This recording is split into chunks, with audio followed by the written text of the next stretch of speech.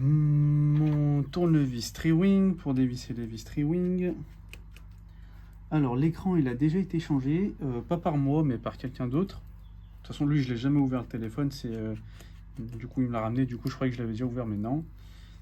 C'est un nouveau téléphone qui m'a ramené.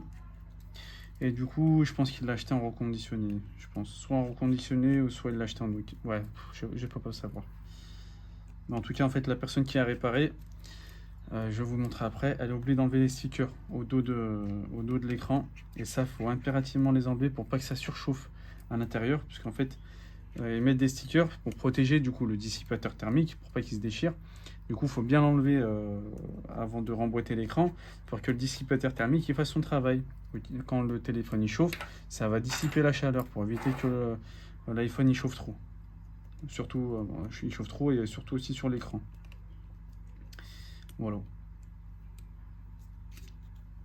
Et donc là, du coup, la personne, elle a oublié de retirer le dissipateur thermique. Et pourquoi c'est collé comme ça? Voilà. La plaque métallique, elle est enlevée. Je déconnecte la batterie. Je déconnecte la nappe de l'écran. Je déconnecte la nappe du capteur proximité. Tac, tac, tac. Voilà. Le châssis, je le mets de côté. Je vais le dépoussiérer vite fait.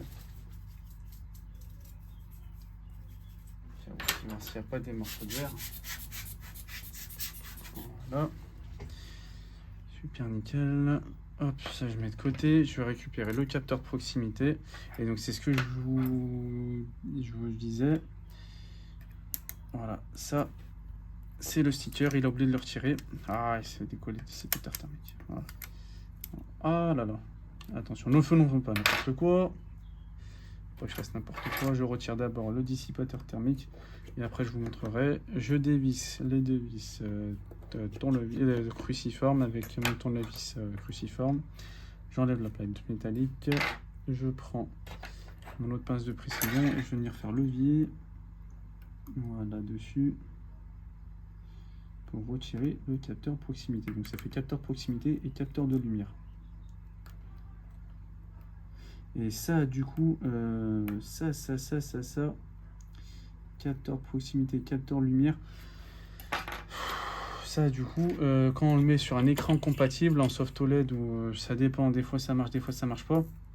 Avec le nouvel écran, j'ai déjà fait plusieurs écrans en soft OLED. Ça arrive souvent où en fait, il capte mal la lumière ou la proximité. Du coup, il faut mettre une étiquette. Donc là, dans cette vidéo, je vais le montrer comme ça.